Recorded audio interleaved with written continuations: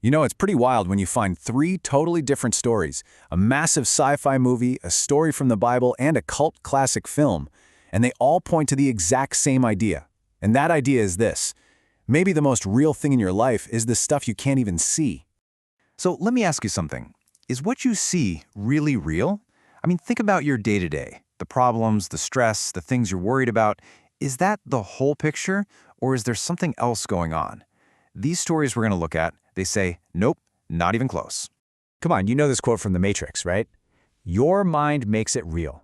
It's iconic, but it's so much more than just a cool line in a movie. It's the absolute heart of what we're digging into today. The idea that what you believe, what you know deep down, doesn't just color your reality, it actually builds it. Okay, so this whole idea kind of forces us to look at a word we all think we know, faith. But the sources here treat it really differently. They're saying faith isn't wishful thinking. It's not just squeezing your eyes shut and hoping for the best. It's more like it's the ability to perceive what's already true, even when your eyes are telling you something else. It's not about hoping a bridge will appear. It's about walking forward because you know the bridge is already there. You just can't see it yet. All right, first up, let's dive into The Matrix. Honestly, it's the perfect place to start. It's like a giant laboratory for this whole mind over matter thing. So you remember that training scene, right? Neo is sparring with Morpheus, and yeah, he's quick, but he's just not quick enough. And what you realize is Morpheus isn't his real opponent. The real fight is happening inside Neo's own head. He's battling his own doubt, his own idea of what's possible. And this is where Morpheus drops that legendary line. Don't think you are, know you are. This isn't just some motivational speech. He's literally handing Neo the key to the entire system. He's telling him a fundamental rule of how the Matrix works. The gap between thinking and knowing is everything. And boom, the second Neo gets it, the instant he shifts from trying to be faster to knowing he is faster, reality just bends to match his belief. He's not breaking the rules. He's realizing his mind is the rule book. All right, so let's do a complete 180. We're jumping from cyberpunk, sci-fi, all the way back to an ancient story from the Bible. And what's wild is, it's talking about the exact same thing, just, with fewer leather trench coats.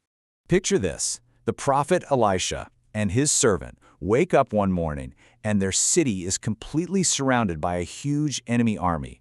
I mean, they are totally outnumbered. The servant looks out, and understandably, he freaks out. All he can see is certain doom. But here's the twist. Elisha doesn't pray for a miracle army to show up and save them.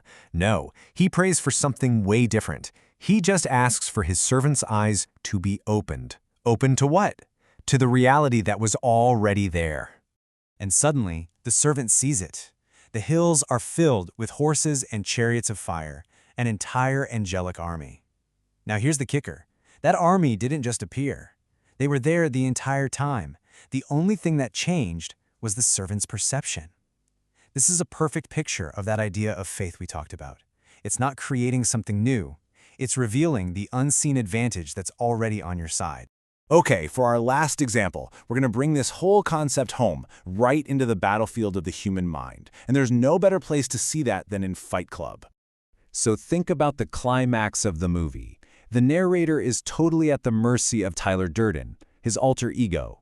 He sees Tyler as this separate, real person who's pointing a gun at him, calling all the shots. In his own mind, the narrator is completely powerless. And then he has this moment of clarity. He looks at Tyler and says, "That gun isn't in your hand. I got it in my hand." It's this incredible shift. He stops fighting the illusion and just states the truth. He finally sees where the power was all along. And just like that, the second he knows this, Tyler's power just evaporates. The whole illusion crumbles. See, he didn't win with his fists. He won by recognizing the truth. He collapsed the lie just by seeing it for what it was. So you've got Neo, you've got a prophet's servant, and you've got the narrator from Fight Club. What's the common thread? They all point to this powerful idea of renewing the mind. And here's how it apparently works, like a chain reaction really. It starts with your deepest beliefs, what the source calls your heart. That heart then directs your mind, telling it what's true. And finally, your mind goes to work and commands your reality to line up with that truth. So, taking this idea into a spiritual context, the source lays out these unseen truths. Things like, you're already righteous, angels are already around you, Everything you need is already accessible. You're already healed. And the whole point is that these aren't things to wish for. They are realities to wake up to know.